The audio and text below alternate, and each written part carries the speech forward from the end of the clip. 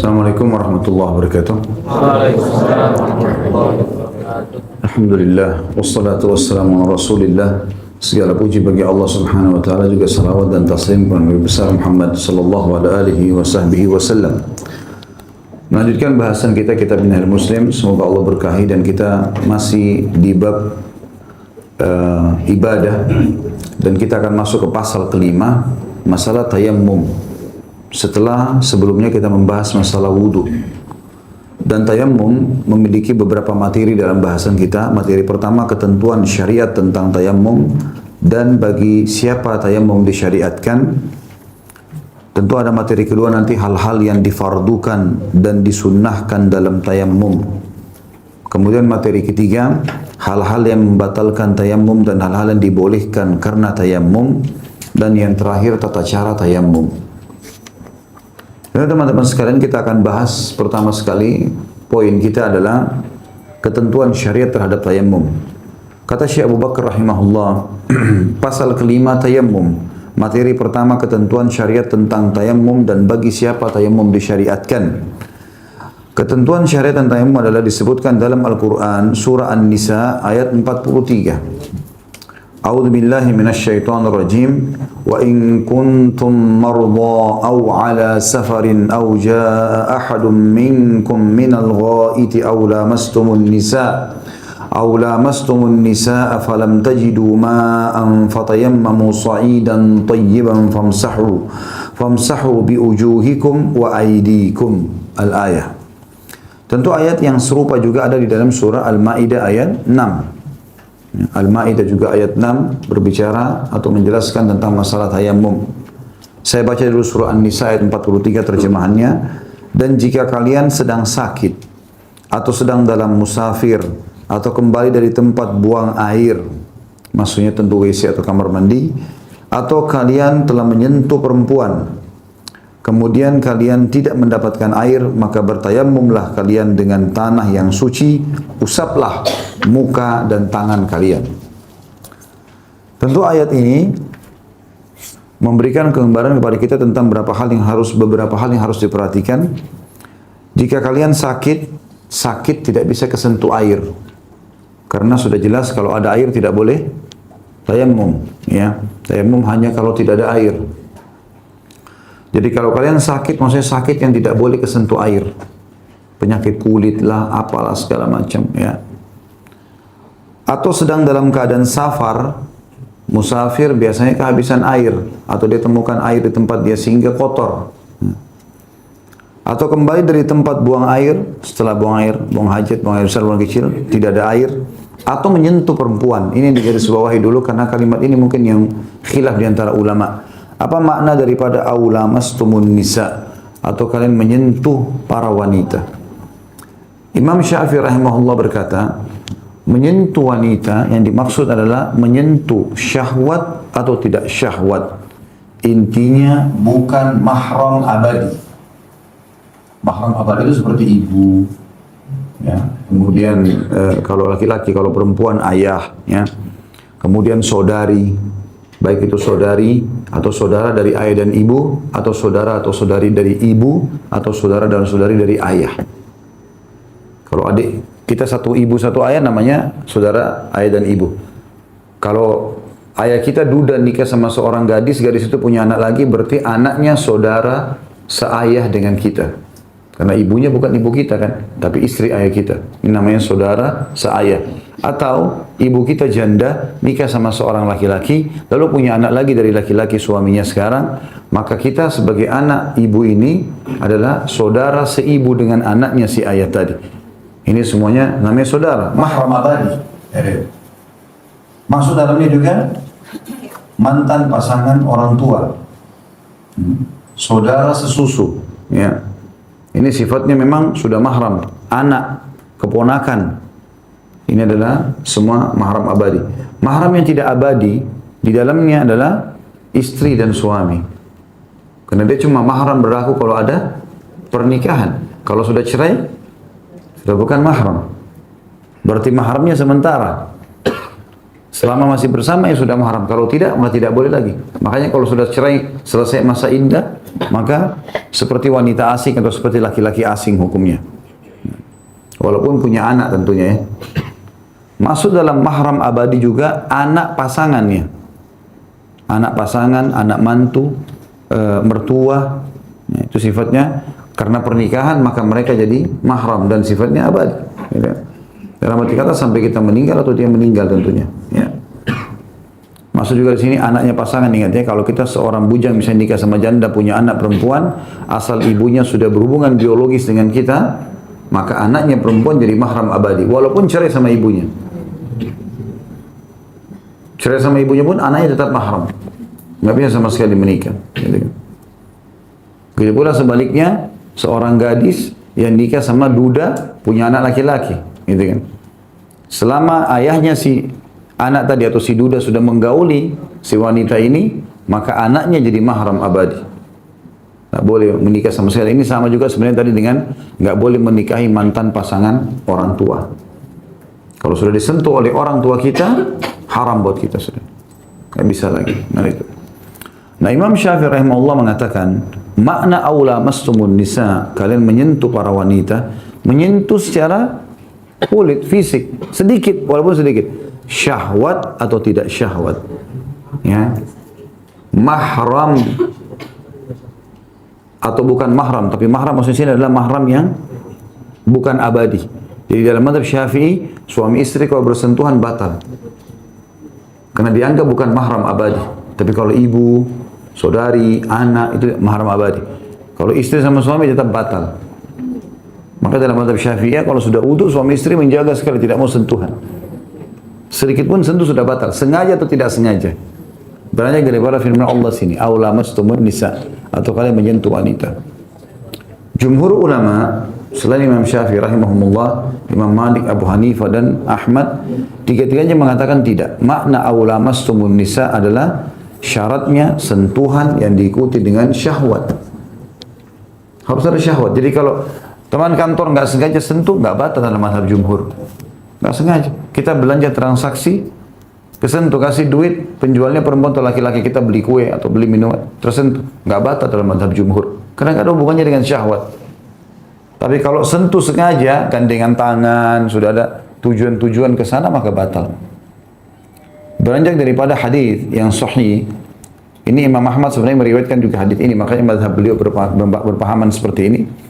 Kalau Aisyah radhiyallahu anha berkata pernah Rasulullah SAW, ini juga hadis diriwayatkan Imam Bukhari ya. Kalau Rasulullah SAW pernah menciumku, kemudian beliau pergi mengimami sholat tanpa berwudu lagi. Jadi kena rutinitas, mengecup keningnya istri, mungkin istri salaman ya. Maksudnya adalah mencium tangan. Itu semua tidak ada batal wudunya. Ini makna daripada melamassumun nisa atau kalian menyentuh para wanita. Dikatakan kemudian kalian tidak mendapatkan air, berarti ingat syaratnya tidak ada air baru boleh. Maka bertayammumlah dengan tanah yang suci. Maksudnya tanah yang suci teman-teman, tanah yang sudah dipastikan tidak ada najisnya ya. Tanah umumnya suci, bersih. Sampai nanti diletakkan misal maaf kotoran tinja, orang buang air kecil di situ, ada kotoran hewan ya, apalah itu baru kemudian tidak suci. Tapi kalau selain daripada itu semuanya suci. Makanya kata Nabi SAW, innama ju'ila li ardu masjidan wa tahura. Allah telah menjadikan untuk bumi ini ya, semuanya bersih dan suci. Bisa dibangun masjid, suci. Jadi kita bisa bersuci tentunya. Dan tentu yang dimaksud juga bersuci adalah menepuk sebagian daripada batu bagian atas daripada tanah atau tempat yang ada debunya. Umum tentunya. Dan kata para ulama termasuk meja ini misalnya, kalau kita pegang atau kita sentuh ada debunya. Atau kursi di bus misalnya, atau di kereta api, atau di pesawat. Kita tidak usah cari mana debu ini. Ya.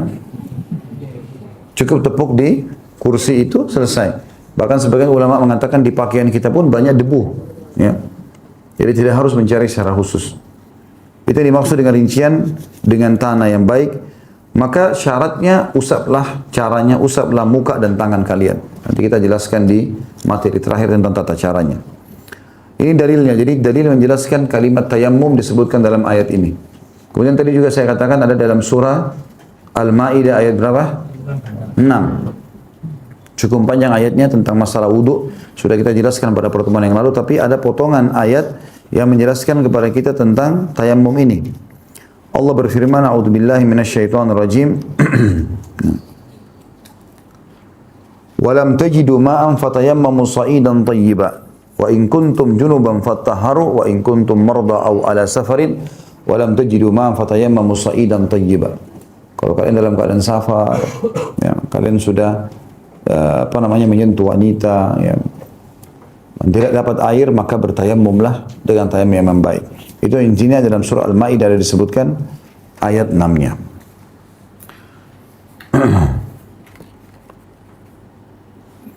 Tentu kalau kita mau baca lengkapnya teman-teman sekalian, ayatnya adalah A'udzubillahi minasyaitonirrajim, ya ayyuhalladzina amanu idza qumtum ilas salati faghsilu wujuhakum wa aydiyakum ilal marafiqi wamsahu bi ru'usikum wa arjulakum ilal ka'bain. Hai orang beriman, kalau kalian ingin mendirikan salat, maka usapkanlah air, gitu kan, dari kepala kalian sampai ke kaki kalian. Famsahu bi wujuhikum wa aydikum. Hai orang beriman, hai orang idza kuntum faghsilu wujuhakum wa aydiyakum. Cuci wajah kalian dan tangan kalian. Ilal marafiq, sampai ke siku. Wamsahu bi ru'usikum wa arjulakum ilal ka'bain, dan usaplah kepala kalian dan juga kaki kalian sampai ke mata kaki. Wa in kuntum junuba, kalau kalian dalam keadaan junub, wa in kuntum junuban aw ala safarin, atau dalam keadaan safar, wa in kuntum junuban wa in kuntum junuban fattahharu, kalau kalian sedang junub maka mandilah. Wa in kuntum marda aw ala safarin, kalau kalian sedang sakit atau kalian musafir. Walam tajidu ma'an fatayammamu sha'idan thayyiban, sementara kalian tidak menemukan air, maka bertayammumlah dengan tanah yang suci. Itu dijelaskan dalam surah Al-Maidah. Ya, ada potongan ayatnya, wa in kuntum marda, kalau kalian sedang sakit, au ala safarin, atau kalian dalam keadaan safar, au jaa ahadum minkum minal ghaid, atau kalian selesai buang air besar atau buang air kecil, au lamastumun nisa, atau kalian menyentuh wanita, falam tajidu ma'a, sementara kalian tidak menemukan air, fatayammamu sha'idan thayyiba, maka bertayammumlah dengan debu yang suci, famsahu bi ujuhikum wa aydikum min, maka usaplah wajah dan tangan kalian darinya.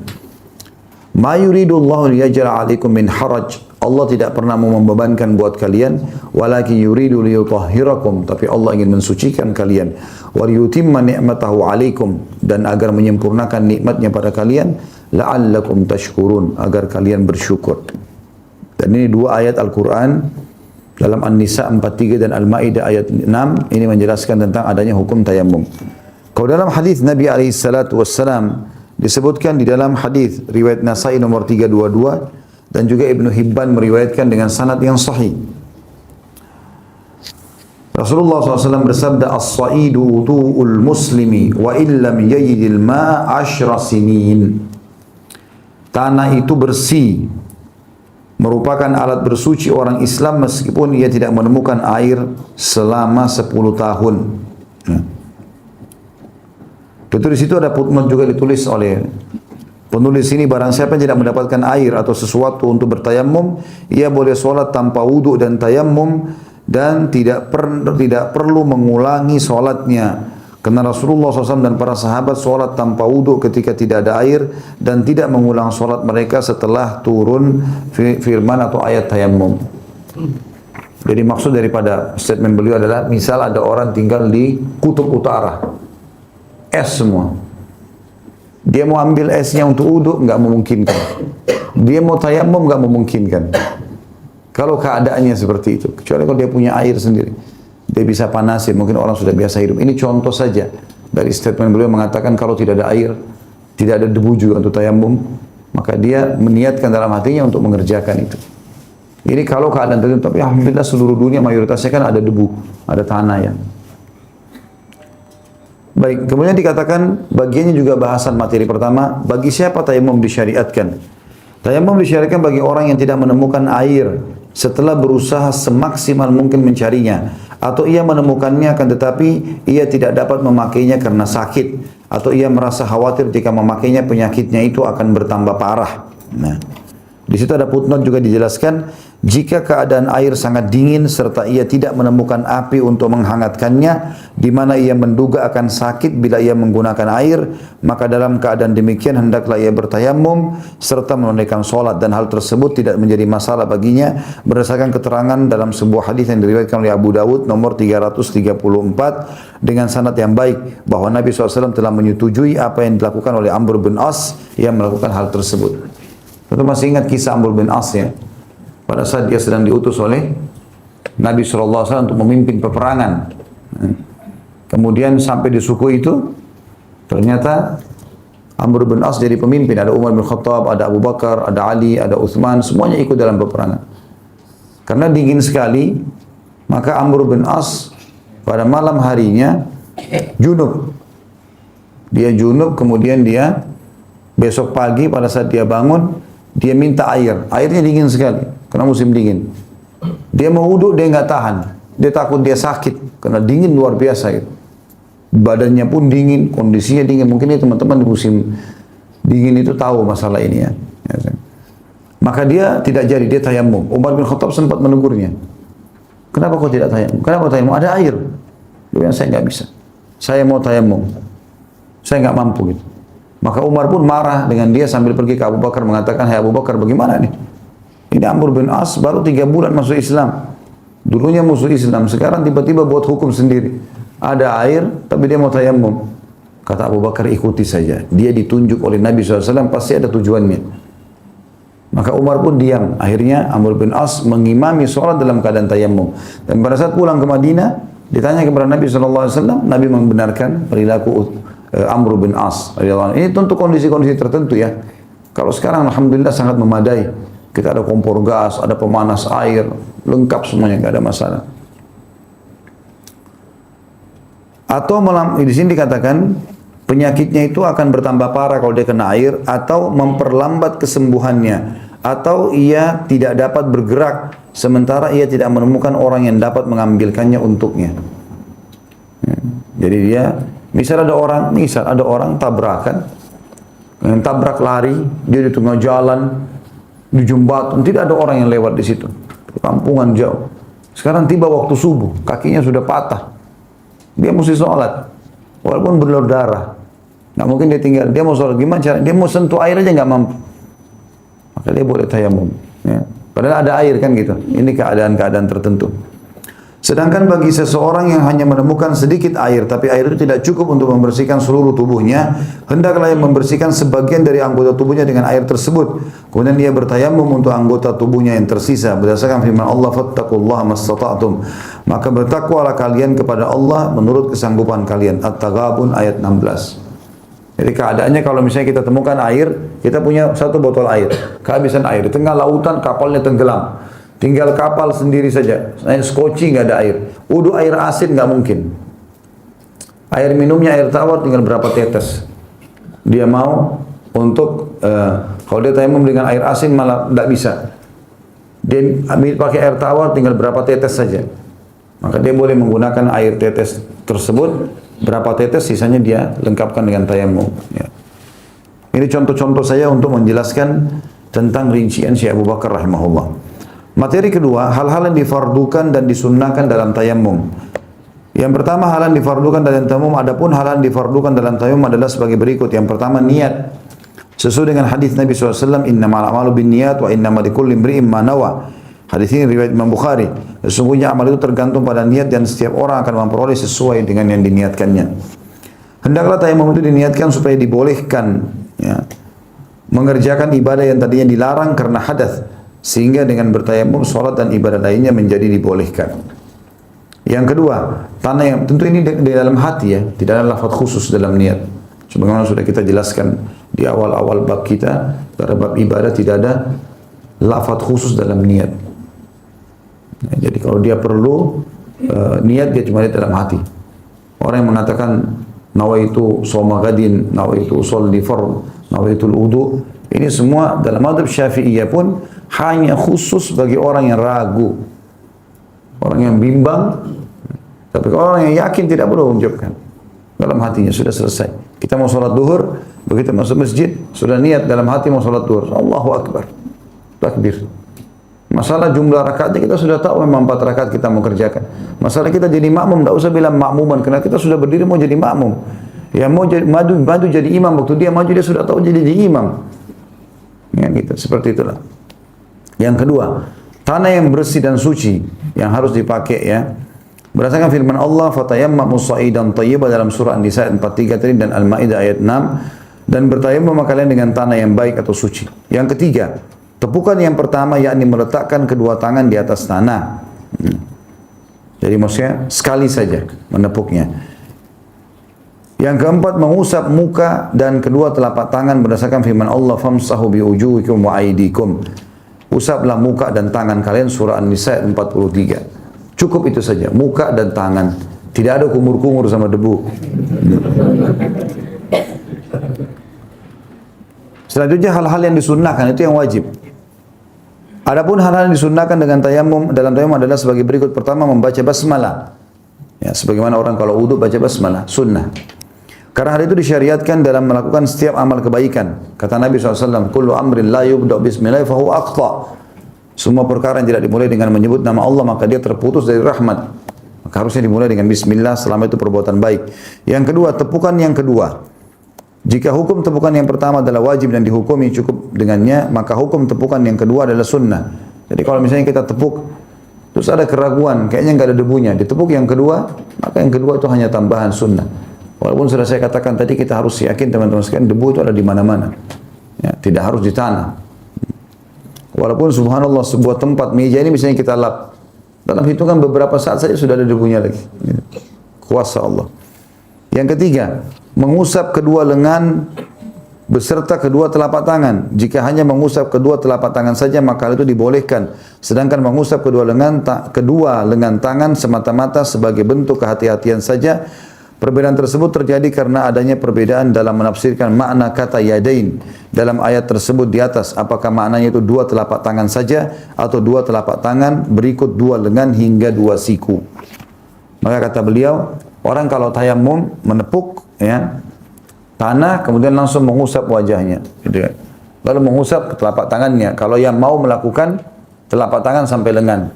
Kalau orang yang mau melakukan telapak tangan saja dengan wajah, maka dia menepuk telapak tangannya dulu, baru wajahnya. Ya, tapi ini kata beliau perselisihan di antara ulama, dan dua-duanya beranjak daripada dalil yang sama. Ya. Materi yang ketiga dalam masalah tayamum, hal-hal yang membatalkan tayamum dan hal-hal yang dibolehkan karena tayamum. Yang pertama, hal-hal yang membatalkan tayamum ada dua, kata beliau yang membatalkan tayamum. Yang pertama, setiap yang membatalkan wudu karena tayamum. Setiap yang membatalkan wudu karena tayamum adalah pengganti wudu. Jadi misalnya keluar angin, buang air besar, buang air kecil. Dalam mazhab Syafi'i bersentuhan syahwat atau tidak syahwat, dalam jumhur ulama kalau syahwat maka semuanya batal tayamumnya. Sama juga dengan tidur lelap sambil tertidur ya. Sudah kita bahas di bab wudu kita kemarin. Yang kedua, adanya air bagi orang yang bertayamum karena alasan tidak ada air sebelum memulai sholat atau pada saat sedang menunaikannya. Adapun jika adanya air itu diperoleh setelah sholat selesai, maka sholatnya dihukumi sah dan tidak perlu mengulanginya. Berdasarkan sabda Rasulullah SAW, "La tusallu salatan fi yawmin marratain." Janganlah kalian mengerjakan sholat itu 2 kali dalam sehari. Ya. Tentunya yang dimaksud dua kali dalam sehari adalah orang mengerjakan tayamum misalnya. Dia sholat dulu, dia selesaikan dulu, baru kemudian dia bilang, "Oh ada air, ini saya sholat lagi deh." Ini nggak bisa lagi. Kalau sudah selesai. Tapi kalau belum dikerjakan sholat, dapat air, maka ada kaidah fikih. Idza wujidal ma' butilat tayammum. Kalau air sudah ada, maka tayammum sudah batal. Ya. Sama juga kalau kita sudah tayammum, sholat duhur misalnya, tidak ada air, kering. Subhanallah, sebelum asar jam 3, hujan lebat, turun hujan. Nah, kita harus wudu dengan air, batal tayammum yang pertama. Tapi kalau tidak ada air sama sekali, walaupun seharian, tadi ada hadis, walaupun 10 tahun, tetap aja dia boleh tayamum. Hal-hal yang dibolehkan karena tayamum. Dengan melakukan tayamum, maka ibadah yang sebelumnya dilarang menjadi boleh. Seperti sholat, tawaf, memegang Al-Quran, membaca Al-Quran, dan diam di dalam masjid.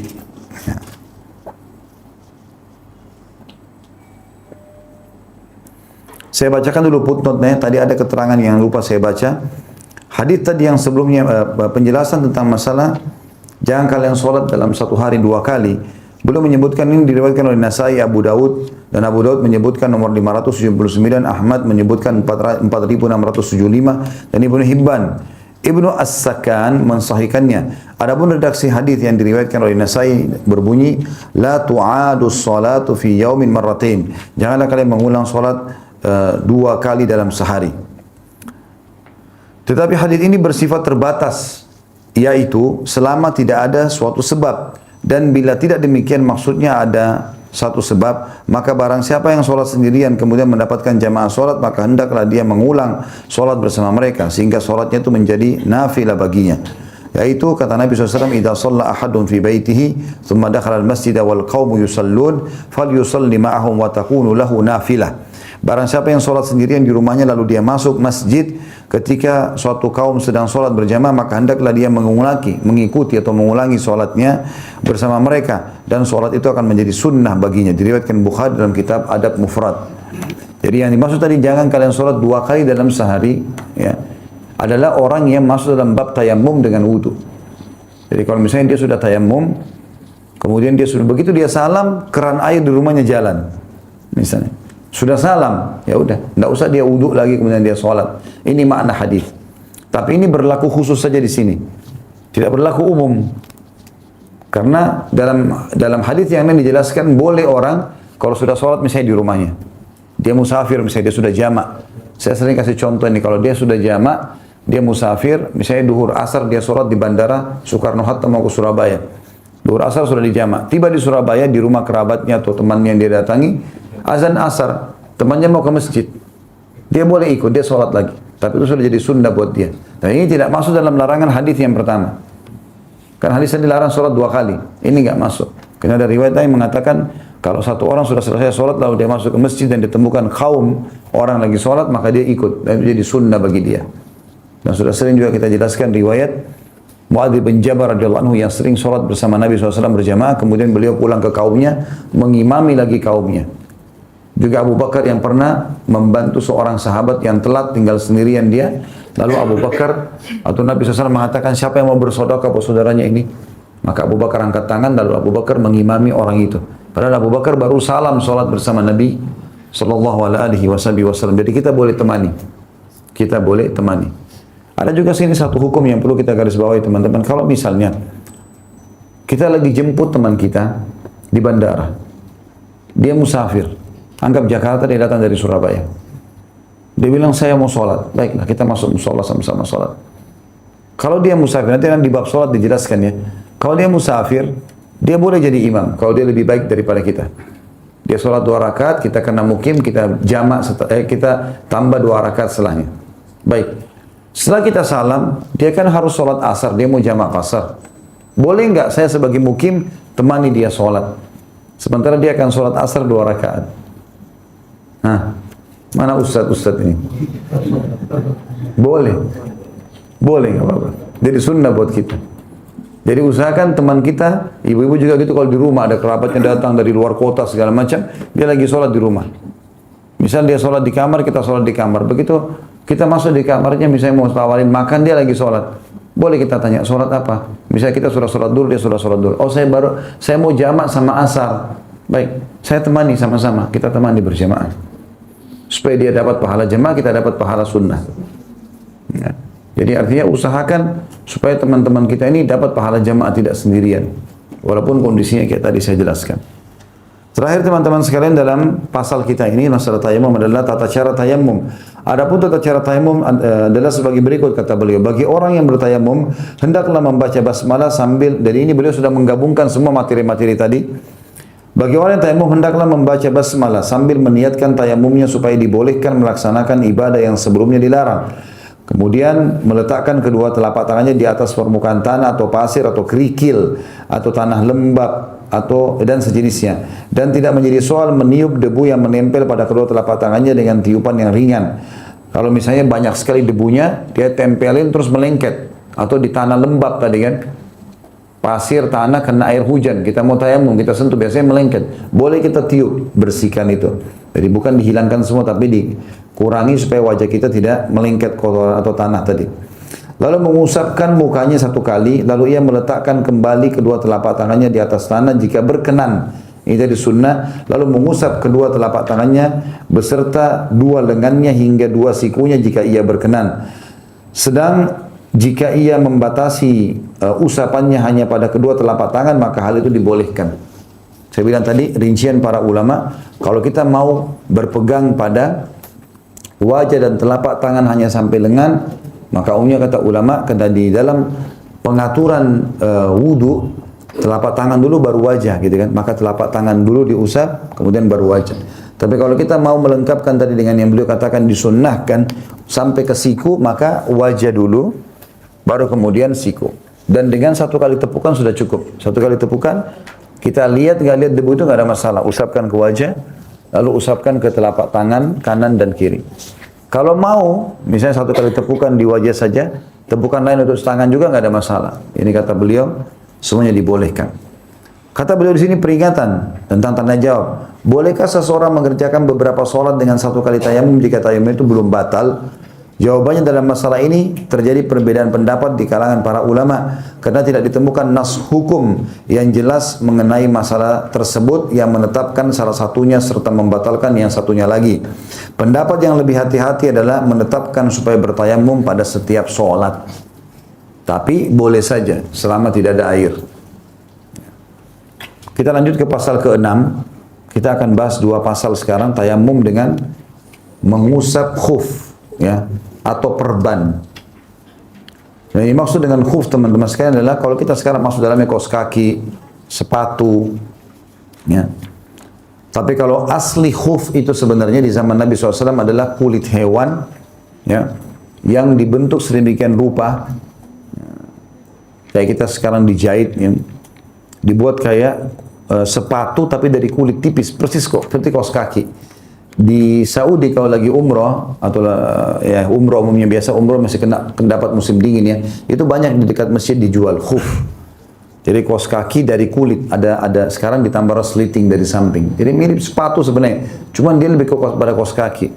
Itu lebih tepat kepada khuf, kulit hewan yang dipakai untuk menghangatkan kaki, telapak kaki, karena biasanya dingin itu melalui telapak kaki.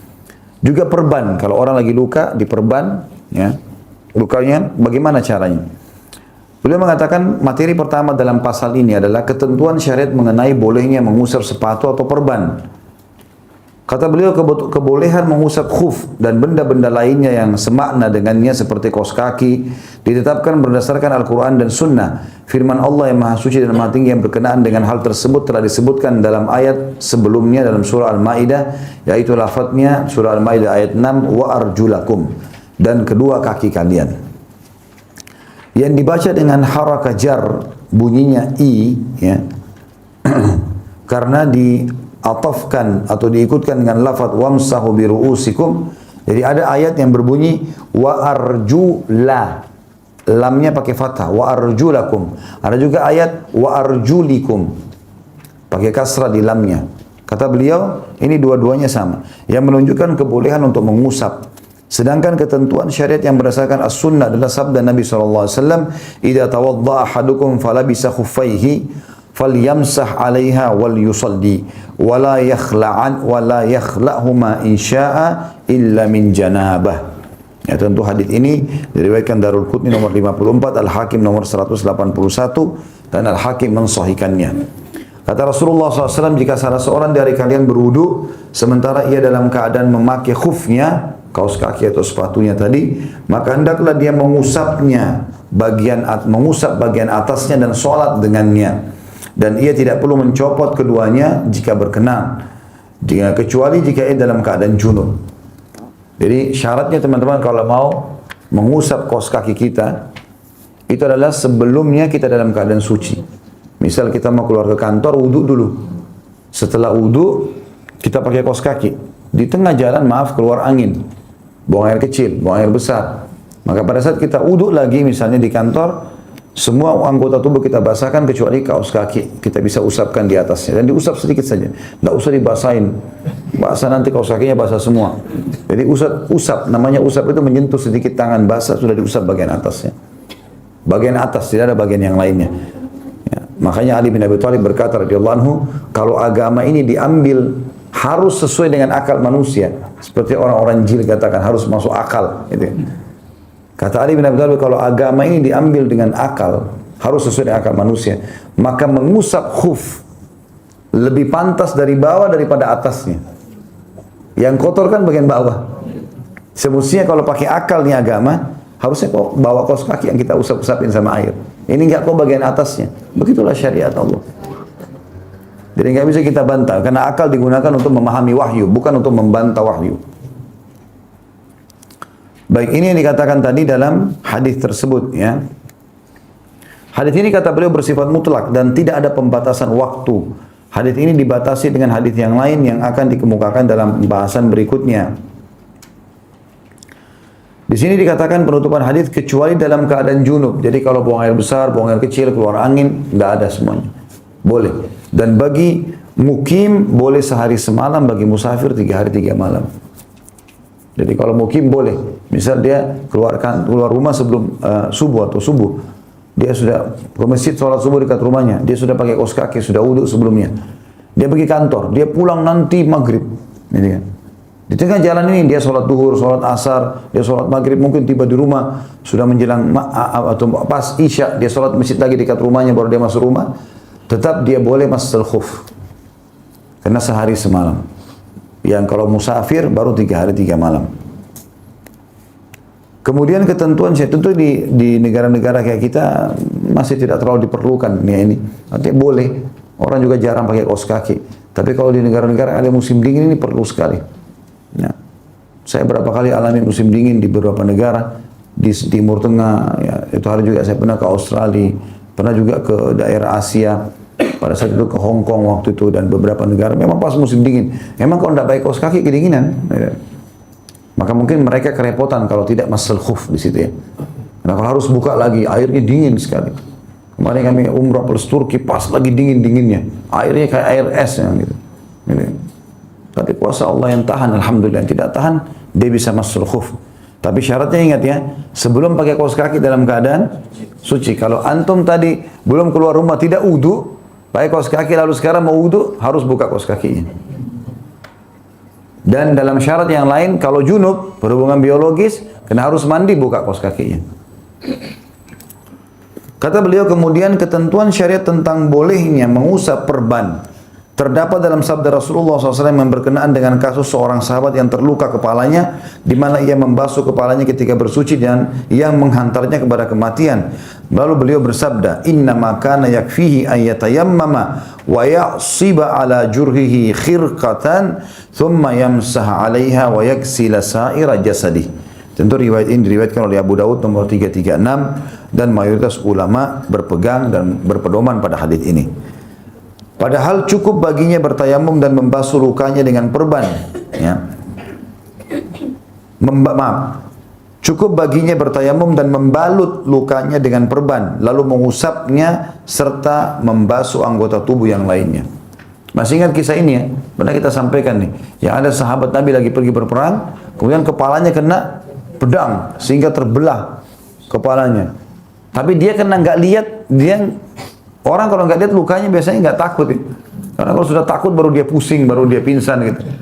Kalau dia nggak tahu lukanya ada berdarah, dia mungkin jalan saja. Orang ini nggak lihat kepalanya, sahabat-sahabat yang lain lihat. Tapi dia merasa kepalanya sakit. Ya. Sahabat cuma mengatakan, duduklah. Ya, disuruh duduk, nggak boleh baring. Karena baring isi otaknya bisa keluar. Gitu. Subhanallah, lagi istirahat pasukan menuju ke Madinah. Malam hari orang yang luka ini mandi junub, mimpi junub dia. Ini luar biasa, ini lagi sakit bisa junub ya. Tapi subhanallah terjadi, gitu kan? Dia junub, dia bangun pagi, orang-orang pada mau sholat subuh pasukan. Ya. Lalu dia bilang, saya junub. Apakah ada yang punya fatwa, tahu sesuatu dari Rasulullah SAW? Ada rukhsah nggak buat saya? Kepala saya begini luka. Kalau pakai air, airnya masuk ke dalam otaknya, bisa mati kan. Rupanya ada beberapa sahabat, ya, ada yang diam, ada yang nyeletuk nih ngomong. Kami nggak tahu, kami tahunya harus mandi, harus pakai air. Karena dia lihat yang lain diam, yang ini mengatakan harus mandi, ya dia mandi. Masuk air ke otaknya mati. Ajalnya sudah datang, tapi penyebabnya itu. Gitu kan. Maka waktu tiba di Madinah, Nabi SAW marah sekali dengan sahabat-sahabat yang ngomong tadi. Kalian telah membunuhnya, kata Nabi SAW. Cukup untuk dia semestinya mandi kalau dia mau mandi bagian auto tubuhnya, tapi yang luka itu ditutup sama kain, perban, kemudian dia usap atasnya saja. Jadi kalau ada perban kita usap bagian atas cukup, atau kita lewatin sampingnya kalau nggak boleh kena air. Misal dengan kita di sini luka tengah-tengahnya, ini tuh pakai perban, ini semua kenain air, ininya diusap saja, atau tidak usah diusap sama sekali, cuma pinggir-pinggirnya saja, nggak perlu dipaksakan, gitu kan? Dan ini hadis jelas sekali dipegangi oleh para ulama tentang bolehnya mengusap di atas perban. Termasuk juga orang kalau menggunakan gip ya, kalau tangannya lagi patah segala macam semen, maka dia juga usap atasnya. Materi kedua dalam masalah bab masul khuf ini adalah syarat sahnya mengusap khuf atau perban. Seseorang yang hendak mengusap khuf atau benda-benda lain yang semakna dengannya ketika bersuci disyaratkan yang pertama, keduanya dipakai dalam keadaan bersih. Jadi kaos kaki atau khufnya sendiri bersih. Berdasarkan sabda Rasulullah SAW yang ditujukan kepada Al-Mughirah bin Syu'bah ketika hendak membuka sepasang khuf yang dipakai oleh Rasulullah SAW untuk membasuh kedua kaki beliau ketika berwudu. Kata Nabi SAW, "Da'huma fa inni adkhaltuhuma tahirataini." Jadi selain kaos kakinya harus bersih, dia juga dalam keadaan berwudu, suci. Terjadi pada saat itu riwayat yang sahih, riwayat Bukhari nomor 202 dan Imam Muslim nomor 274. Waktu Al-Mughirah radhiyallahu anhu ingin membukakan khufnya Nabi, dan dia siapin air Nabi kan, Nabi wudu segala macam. Pas tiba di telapak kaki beliau pakai khuf karena di musim dingin. Lalu kata Nabi SAW, "Da'huma," biarin aja, nggak usah dibuka khuf saya. Fa inni adkhaltuhuma tahirataini, karena saya memasukkan tadi itu saya pakai, sebelumnya saya dalam keadaan suci, saya dalam keadaan berwudu, jadi cukup diusap bagian atasnya. Yang kedua, keduanya menutupi bagian kaki yang wajib dibasuh. Ya. Jadi telapak kaki itu ditutup oleh khuf tadi. Ya. Karena yang wajib kita usap itu adalah mata kaki ke bawah, mata kaki ke bawah, gitu ya.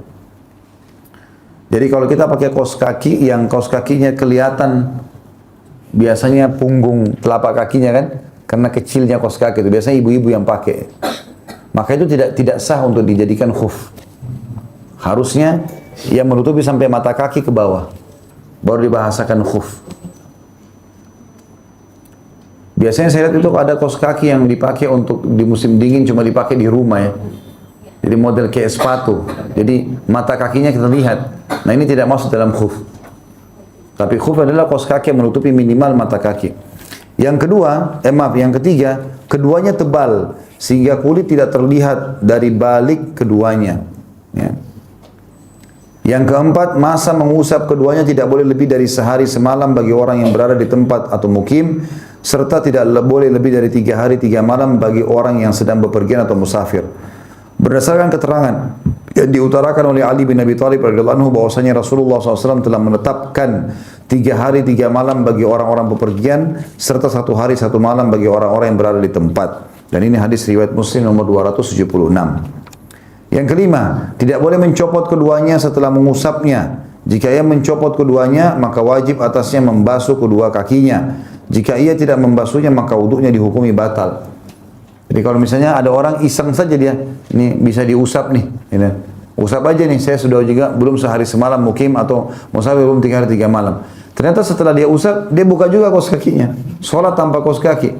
Kalau dia buka di sini sebelum dia sholat, berarti batal gitu. Maksudnya dia batal mengusap khufnya. Wudunya tetap sah, dia harus lengkapkan dengan membasuh kakinya dengan air. Yang keenam, dalam mengusap perban, maka tidak disyaratkan harus suci terlebih dahulu, serta tidak ada batasan waktu, tapi kain perbannya disyaratkan tidak boleh melampaui tempat luka, kecuali kain perban yang dipakai mengikat. Jadi kalau misalnya lukanya panjangnya misalnya 10 cm, lalu diperban 30 cm. Nah ini melampaui, karena yang lain harus kena air. Ya, kecuali memang cuma lebih sedikit, mungkin kena ada plesternya ya, itu lain. Tapi kalau ada orang lebihkan ini, maka Ini tidak boleh melampaui tempat luka. Kecuali kain perban yang dipakai mengikat. Tidak boleh mencopotnya serta lukanya tidak boleh mencopotnya serta lukanya belum sembuh, ya. Maksudnya sebelum lukanya sembuh. Sehingga jika kain perbannya dicopot atau lukanya telah sembuh, maka usapannya dihukumi batal dan wajib membasuhnya. Jadi hampir sama dengan kasus kaos kaki tadi sebenarnya. Orang habis usap, baru kemudian dia buka kaos kaki, dia sholat. Sama dengan perban. Misalnya lukanya sudah kering nih. Lalu dia usap saja, habis selesai dia wudu, tadi dicabut perbannya sama dia. Berarti sudah boleh kena air. Kenapa dia cabut perbannya? Maka dia biarin aja, dia sholat. Kalau habis sholat, selesai sholat. Perbannya mau diganti dengan perban baru, nggak ada masalah. Karena ini berhubungan dengan masalah hukum dia boleh sholat atau tidak. Peringatan kata beliau. Yang pertama, dibolehkan mengusap sorban karena darurat. Misalnya karena dingin atau sedang bepergian. Berdasarkan hadis Rasulullah SAW yang diriwayatkan oleh Muslim nomor 275 bahwa Nabi SAW berwudu ketika bepergian, di mana beliau mengusap rambut ubun-ubunnya serta mengusap sorbannya. Jadi di samping mengusap sorban juga mengusap sebagian rambut ubun-ubun sebagaimana tertera dalam hadis tersebut. Jadi maksudnya kalau orang lagi safar kan zaman Nabi SAW orang pakai imamah, dililit kain. Bahkan kainnya panjang sekali, setelah dililit beberapa kali masih ada yang turun lagi di dekat di sampingnya gitu kan. Nah kalau ada orang wudu pakai imamah, dia angkat biasanya. Rambutnya sebagian kelihatan, maka dia disunnahkan untuk membasuh sampai ke ubun-ubun, sisanya di atas surbannya nggak masalah. Kan kalau kita jelaskan di bab wudu kemarin sunnahnya bagaimana? Mengambil dari awal tumbuh rambut sampai ke tengkuk, tempat batang leher, kemudian ditarik lagi ke atas gitu kan. Nah orang kalau sudah terlanjur pakai surban maka dibolehkan. Sebagian ulama menarik ini kepada jilbab bagi wanita yang di tempat yang tidak bisa dia buka jilbabnya. Sebagian saja. Ya, mereka mengatakan tapi itu pun tetap harus sesuai dengan hadis Muslim ini. Sebagian rambut tersentuh air, sebagian lagi tidak. Misalnya sebagian rambutnya diperlihatkan kemudian dia usap, lalu dia tutup kembali, lalu kemudian sisanya di atas kain tersebut. Tentu saya sudah pernah jelaskan kepada akhwat kita dan ummahat kita, kalau misalnya lagi dalam keadaan di mall, di tempat-tempat yang tidak memungkinkan, misalnya wudu karena terbuka, di sini wudu laki-laki, sini wudu perempuan, sebaiknya dia masuk ke dekat di sekitar WC di dalam, kan pasti pakai pintu ya. Yang penting dia tidak wudu di klosetnya. Dia leluasa buka jilbabnya, dia gantung, dia bisa wudu di kerannya, gitu kan. Itu semua lebih baik dia kerjakan supaya lebih sempurna, karena salah wudunya, salah tayamumnya, sholatnya semuanya tidak diterima walaupun dia khusyuk. Yang kedua, dalam mengusap sepatu, perban, penutup kepala, seperti sorban dan sejenisnya tidak ada perbedaan antara wanita dan laki-laki. Sehingga sesuatu yang dibolehkan bagi laki-laki dibolehkan juga bagi wanita menurut batasan ketentuan yang sama. Saya sudah sampaikan tadi itu. Yang terakhir dalam pasal kita ke-6 ini, masalah masul khuf ya, dan perban. Materi ketiga, tata cara mengusap khuf dan benda-benda yang semakna dengannya atau kaos kaki. Adapun tata cara mengusap khuf dan benda-benda yang semakna dengannya adalah sebagai berikut. Terlebih dahulu membasahi kedua tangannya dengan air, lalu meletakkan bagian dalam telapak tangan ini yang sebelah kiri di bawah tumit sepatu dan bagian dalam telapak kanannya yang sebelah kanan di atas ujung jari-jari kakinya. Lalu mengusapkan telapak tangannya yang sebelah kanan hingga ke betisnya dan telapak tangannya yang sebelah kiri diusapkan hingga ujung jari-jari kakinya. Jika ia hanya menyapu bagian atas sepatu saja tanpa menyapu bagian bawahnya, maka hal itu dibolehkan. Hal itu sebagaimana dijelaskan dalam keterangan dituturkan oleh Ali bin Abi Thalib radhiyallahu anhu, "Lau kana ad-dinu bir-ra'i la kana asfal al-khuffi aula bil massi min a'la." Hadis ini riwayat Abu Daud nomor 162 dengan sanad yang baik. Jika agama ini berdasarkan akal, maka tentulah mengusap bagian bawah khuf lebih utama daripada bagian atasnya. Sedangkan tata cara mengusap perban yaitu dengan hendaklah membasahi tangannya terlebih dahulu, kemudian mengusapnya di atas perban seluruhnya 1 kali usapan. Nah, di sini tentu pendapat ulama berkhilaf di antaranya ya. Ada yang mengatakan yang lebih tepat masul khuf adalah cuma mengusap bagian punggung khuf saja. Tidak perlu sampai ke betis. Syekh Abu Bakar rahimahullah mengikuti madhab yang Telapak tangan kiri ada di bawah tumit, kalau ini tumit kaki kita, ya. Lalu kemudian yang kanan di atas. Jadi dia bersamaan mengusapnya. Ya, dari tumit bagian bawah ke depan dan juga ini telapak kanan dari punggung telapak kaki sampai ke jari-jari. Tapi Allah alam, pendapat yang lebih kuat adalah dengan mengusap bagian atas saja sudah cukup, tidak perlu sampai ke betis. Baik, kita lanjut pasal ke-7 ya. Hukum haid dan nifas.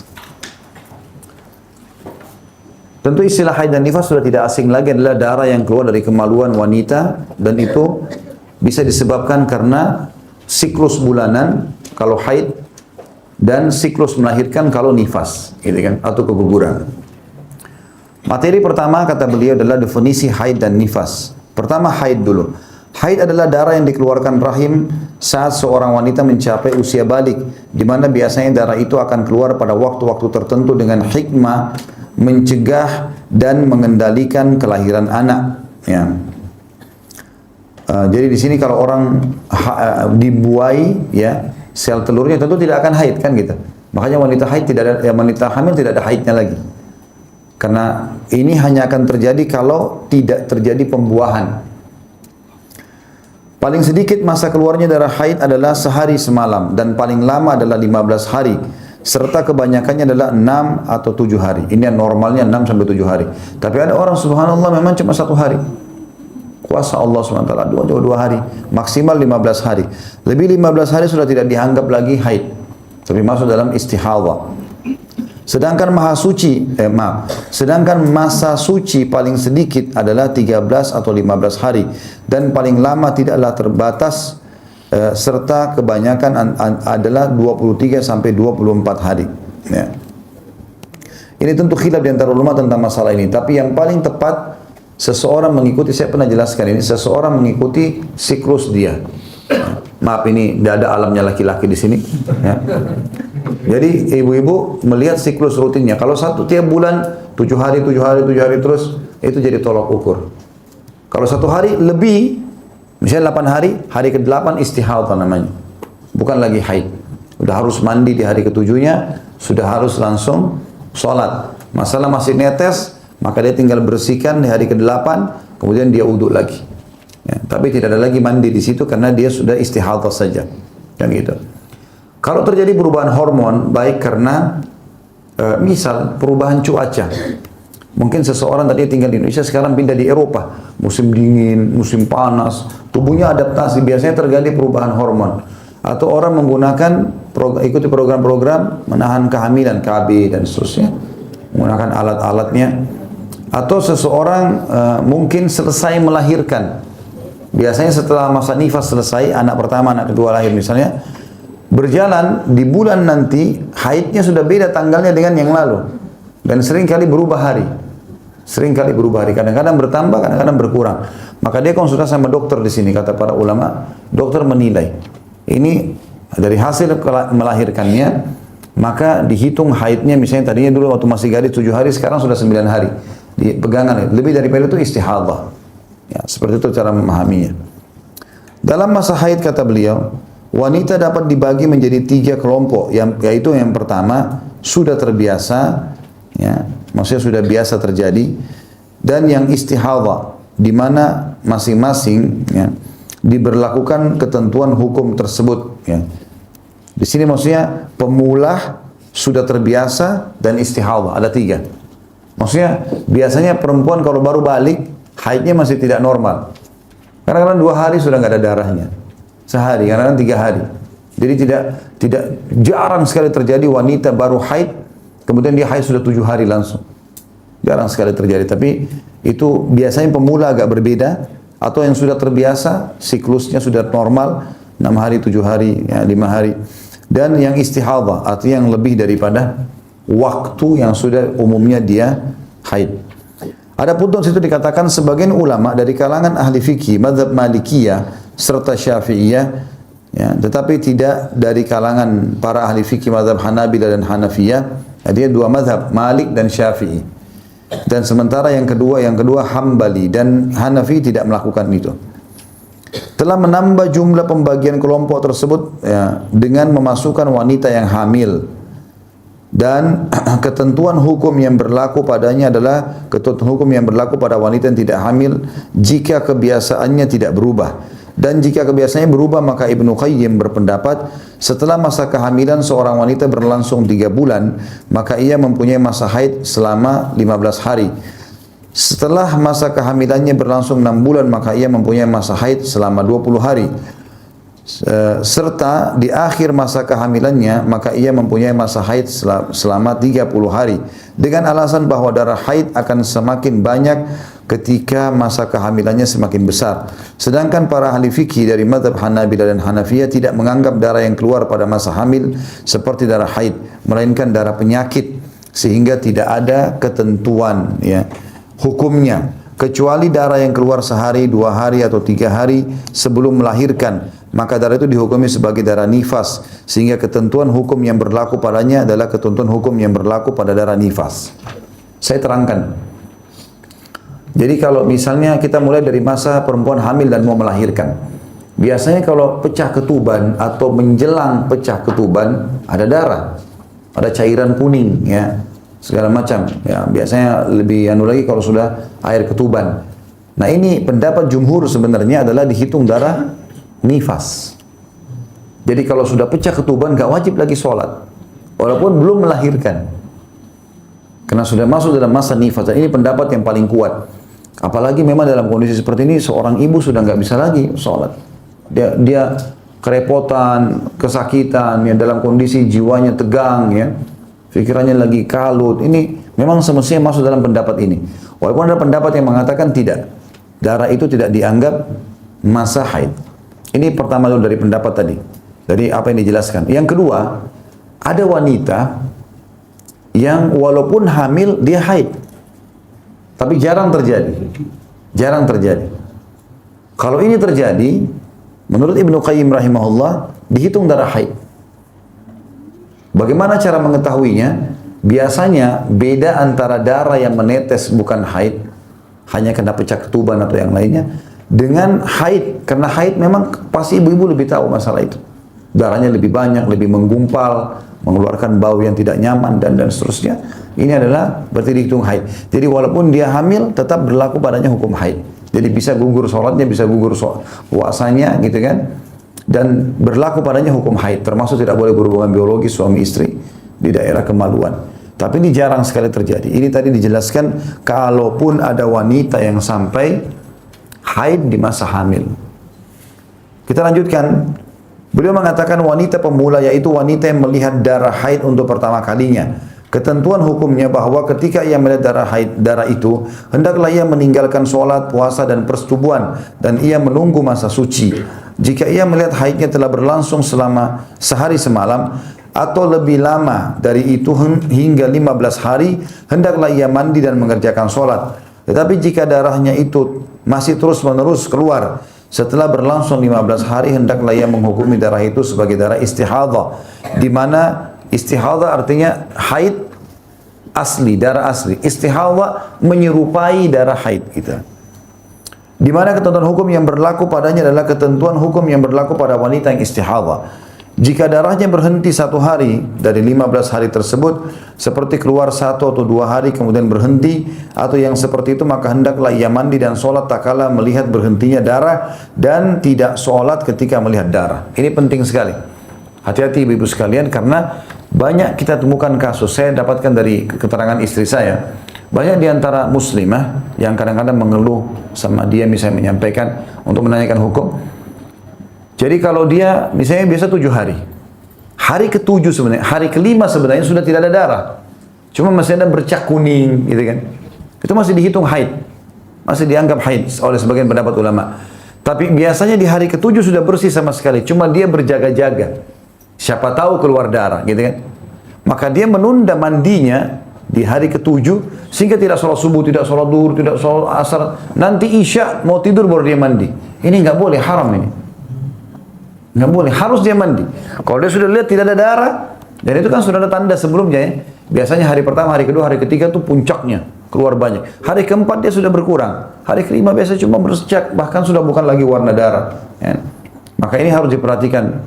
Dan beliau mengatakan kalau misalnya ada orang biasa haidnya 15 hari sampai 15 hari, kemudian di dalam jeda waktu itu misalnya di hari ke-10 sama hari ke-11 dianya hari ke-10 sama hari ke-11 itu keluar berhenti darahnya, maka dia mandi.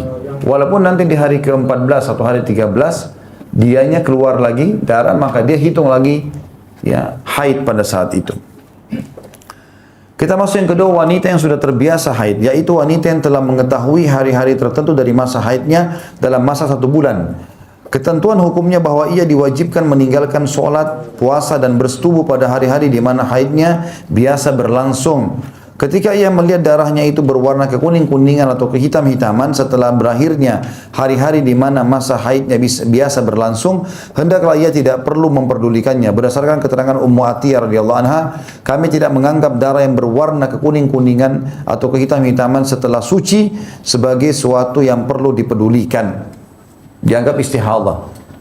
7 hari, ternyata hari ke-8 masih keluar darah atau percik, atau keluar sedikit, maka ini tidak dipedulikan lagi. Artinya hukumnya sudah dianggap bersih, tapi dia harus bersihkan kemaluannya. Ini hadis Bukhari nomor 326. Tapi jika di tengah-tengah kebiasaan masa berlangsung haidnya, ia melihat darahnya tampak berwarna kekuning-kuningan dan kehitam-hitaman atau kehitam-hitaman, maka darah tersebut dihukumi sebagai darah haidnya, sehingga ia tidak perlu mandi, tidak wajib sholat, ya, dan juga tidak wajib berpuasa. Maksudnya adalah kalau di masa haidnya biasanya darahnya merah kental, ya. Tapi kalau di masa itu misalnya dia biasa 6 hari, di masa 6 hari ternyata ada kekuning-kuningan di antaranya atau ada kehitam-hitaman yang tetap dihitung darah haid. Kalau lewat dari masa yang biasa siklusnya 6 hari, baru dianggap istihadah. Yang ketiga, wanita yang istihadah. Tadi dibagi 3 itu. Yaitu wanita yang darahnya tidak berhenti atau terus-menerus keluar setelah berakhir masa haidnya. Ketentuan hukumnya jika ia menganggap hari-hari sebelum terjadi istihadah sebagai hari-hari haidnya dan merasa yakin bahwa hari-hari tersebut adalah hari-hari di mana masa haidnya biasa berlangsung, maka hendaklah ia meninggalkan sholat selama masa haidnya pada setiap bulan. Kemudian setelah masa haidnya itu berakhir, hendaklah ia mandi, mengerjakan sholat, berpuasa, serta boleh bersetubuh. Jika masa haidnya tidak teratur atau teratur, hanya saja ia lupa masa berlangsungnya atau jumlah harinya, dan ia dapat membedakan sebagian dari warna darahnya. Terkadang darahnya berwarna hitam, serta terkadang berwarna merah. Selama darah hitam keluar, hendaklah ia berdiam diri. Lalu setelah darah hitam berhenti, hendaklah ia mandi dan mengerjakan sholat selama keluarnya itu tidak lebih dari 15 hari. Jadi ada pendapat ulama mentoleransi kalau orang, ini pendapat saja, kalau orang keluar 7 hari biasanya, kemudian keluar setelah 7 hari, misalnya keluar 3 hari kemudian masih sampai 10 hari. Ada ulama mengatakan dia masih boleh menghitungnya darah haid selama belum 15 hari, maksimal 15. Ini pendapat. Tapi pendapat yang paling kuat Bapak Ibu sekalian adalah harusnya si muslimah tadi melihat siklus kebiasaannya dia. Itu intinya. Jika darahnya tidak dapat dibedakan antara warna hitam dan warna lainnya, hendaklah ia berdiam diri pada tiap-tiap bulan menurut ukuran kebanyakan masa haid, yaitu 6 atau 7 hari. Lalu setelah itu mandi dan menunaikan sholat. Bagi wanita yang menderita istihadah, bahwa selama masa istihadahnya, hendaklah ia berwudu pada tiap-tiap sholat dan memakai cawat atau penyumbal darah, lalu menunaikan sholat meskipun darah terus-menerus keluar, dan hendaklah ia tidak bersetubuh kecuali dalam keadaan darurat. Jadi kalau istihadah, ya, ulama fikih menekankan dia tetap sholat, tapi setiap mau sholat dia bersihkan kemaluannya, dia pakai pembalut lagi. Kalau dia sholat nanti netes itu nggak masalah, dianggap dia sudah sucikan sebelum dia sholat tadi. Khusus masalah hubungan biologis, khilaf di antara ulama. Ada ulama yang mengatakan kalau dia istihadah dianggap bukan darah haid maka boleh berhubungan biologis. Pendapat yang lain mengatakan tidak, istihadah tetap dia tidak boleh berhubungan biologis, tapi sholat, puasa tetap dikerjakan. Dia menjaga, artinya meletakkan kemaluan di kemaluan. Tapi istimta yang pernah saya jelaskan, saling menikmati pasangan, maka itu dibolehkan asal tidak jima, ya. Sedangkan dalil-dalil yang menunjukkan ketentuan hukum yang berkaitan dengan wanita istihadah adalah hadis-hadis berikut ini. Yang pertama hadis Ummu Salamah radhiyallahu anha, suatu ketika ia meminta fatwa kepada Rasulullah SAW mengenai seorang wanita yang terus-menerus keluar darah. Rasulullah SAW bersabda, litanzur iddatal layali wal ayyamin allati kanat tahiduhunna min asy-syahri qabla an yusibaha alladhi asabaha فلتترك الصلاة قدر ذلك من الشهر فإذا خلفت ذلك فلتغتسل ثم لتستثفر بثوب ثم لتصلي فيه. Hendaklah ia memperhatikan jumlah malam serta hari di mana ia biasa haid dalam satu bulan sebelum ia mengalami kejadian yang dialaminya. Kemudian hendaklah ia meninggalkan solat menurut ukuran jumlah hari kebiasaan haidnya dalam satu bulan. Jika hari-hari haidnya telah berakhir, hendaklah mandi serta memakai cawat atau penyumbat darah lalu mengerjakan solat. Jadi ini hadis tentang masalah istihadah. Jadi dia lihat masa siklus normalnya dia. Dalam hadis ini terkandung dalil yang berkenaan dengan ketentuan hukum bagi wanita istihadah yang menyempurnakan masa haid yang teratur. Yang kedua hadis Fatimah binti Abi Hubaish. Suatu ketika ia istihadah lebih dari masa normal tanggal haidnya. Maka Rasulullah SAW bersabda kepadanya, "Idza kana damul haidhi fa innahu aswadu yu'raf, fa idza kana kadzalika fa amsiki anis shalah, fa idza kana al-akharu fatawaddai wa shalli fa innama huwa ariq atau irq." Jika darah itu adalah darah haid, maka ia diketahui berwarna hitam, merah mendekati hitam. Jika keadaannya seperti itu, maka hendaklah kamu menahan solat, menahan diri dari solat. Tetapi jika warnanya adalah warna lain, lebih terang seperti darah segar, maka hendaklah ia berwudu. Ya, setelah mandi, dia mandi dulu di akhir waktu haidnya, lalu dia berwudu, walaupun ada darah air tadi mengetes, dan tetap dia solat karena darah itu adalah penyakit. Dalam hadis ini, tentu hadis ini dua-duanya ada riwayatnya ya. Kalau hadis pertama riwayat Abu Dawud tadi, hadis Ummu Salamah nomor 274, Nasai nomor 208 dengan sanad yang baik. Kalau hadis yang baru saya bacakan tadi, hadisnya Fatimah binti Abi Hubaish radhiyallahu anhunna ajma'in, diriwayatkan Abu Dawud nomor 304, Nasai 363 dan Ibnu Hibban 1345 dan beliau mensahihkannya. Dalam hadis ini terkandung dalil yang berkenaan dengan ketentuan hukum bagi wanita yang istihadah yang masa haidnya tidak teratur atau masa haidnya teratur, hanya saja ia lupa kebiasaan haidnya dan warna darah haidnya dapat dibedakan. Yang terakhir dalilnya tentang masalah istihadah adalah hadis Hamna binti Jahsh radhiyallahu anha. Ia berkata, dahulu aku pernah menderita istihadah yang parah sehingga darah yang keluar cukup banyak, sehingga aku datang sampai aku datang kepada Nabi SAW untuk meminta fatwa, dan beliau bersabda, innama hiya raqdatun minasyaitan fatahayyadi 6 ayyamin aw 7 ayyamin fi ilmi Allahi thumma igtasili fa idza ra'aiti annaki qad tahurti wastanqati fasalli 24 layla aw 23 layla wa ayyamaha wa sumi wa salli fa inna dhalika yujzi'uki wa kadzalika fa'ali kama tahidun nisa. Hadis ini tentu diriwayatkan oleh Tirmidzi nomor 128 dan beliau mensahihkannya. Terjemahannya, sesungguhnya hal itu adalah gangguan syaitan karena Hamna binti Jahsh mengeluarkan darah yang sangat banyak dan tidak berhenti-berhenti. Maka hitunglah darah masa haidmu sebanyak 6 atau 7 hari saja. Dalam pengetahuan Allah, maksudnya sesuai dengan perhitungan tanggal yang sudah Allah tentukan. Kemudian mandilah di hari ke-7.